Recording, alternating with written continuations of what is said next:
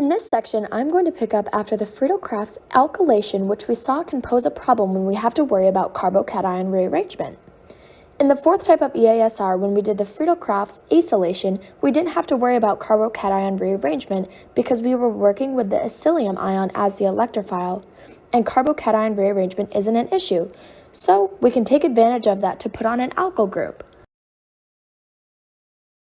If we first do a Friedel-Crafts acylation reaction, that will put on the acyl group, and we just have to control the number of carbons that we start with in the acylation reaction. Then, after we do the acylation, we can reduce the carbon-carbonyl to a methylene by using hydrogen and palladium on carbon. This is advantageous because it does not pose a problem with the carbocation rearrangement, and we don't have to worry about using excess benzene, which is good because it's carcinogenic. There is another way to convert our carbonyl group to a methylene group known as the Wolff-Kishner Reduction. In this reduction, we have hydrogen, hydrazine, and our carbonyl reacting together to form a hydrazone. This hydrazone can then be hydrolyzed down to a methylene. This Wolff-Kishner reduction is beneficial because it's less expensive than the palladium reaction. Diving deeper into the mechanism of the Wolff-Kishner reduction, we have step 1. The formation of the hydrazone anion 1 by deprotonation of the terminal nitrogen. As semicarbozones are used as substrates, they are first converted into the corresponding hydrazone. Then they are deprotonated. The formation of the carbon-hydrogen bond at the carbon terminal in the delocalized hydrazone anion appears to be the rate-determining step.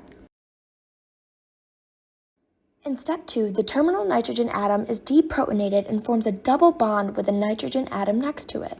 The proton that has been released binds to the hydroxide ion in the basic environment to form water. Moving to step 3, it is important to note that the oxygen withdraws more electrons than carbon, so in this step, the water molecule is going to protonate the carbon. In step 4, the terminal nitrogen is deprotonated once more, forming a triple bond with a nitrogen atom next to it. The two triple bonded nitrogens are released as nitrogen dioxide, resulting in the formation of a carbanion, and the ejected proton forms water with the basic atmosphere, similar to phase 2. In our last step, the carbon is protonated by water, resulting in the formation of our desired hydrocarbon product as shown. As a result, the ketone or aldehyde is transformed into an alkane. Moving on, we are going to briefly touch on another way to put an alkyl group onto benzene without having to worry about carbocation rearrangement. This can be done either through a Suzuki reaction or a reaction with an organocuprate. A disadvantage of these reactions is that they are more expensive. We are going to switch gears and talk about putting on other substituents. But keep in mind that all of these reactions are stemming from one of the 5 original EASR reactions: halogenation, nitration, sulfonation, or the 2 Friedel-Crafts, acylation or alkylation. Once we do a Friedel-Crafts alkylation or acylation reduction to put an alkyl group onto benzene, then we can do a Chapter 12 reaction, such as bromine with heat or light, or a radical reaction where we can use NBS and peroxide to put bromine or any other halogen in there so we can replace it with any other nucleophile via a substitution reaction. For example, we see bromine in the benzylic position on the left, and it is replaced by 3 nucleophiles in SN2 reactions. We can also do an elimination depending on the stability of the alkene that's formed.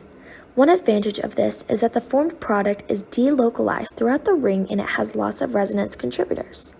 Recall that bulky bases encourage eliminations, and if we have an unsaturated substituent, we can reduce it.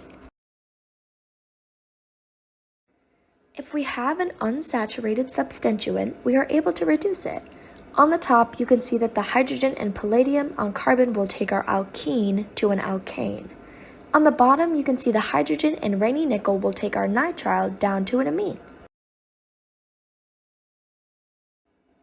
If we are trying to reduce benzene, it's important to know that this isn't going to be done by accident when trying to reduce something that is acting as a substituent. We're going to need incredibly harsh conditions for this to occur, like hydrogen, nickel, 250 degrees Celsius and a high pressure like 25 atmospheres.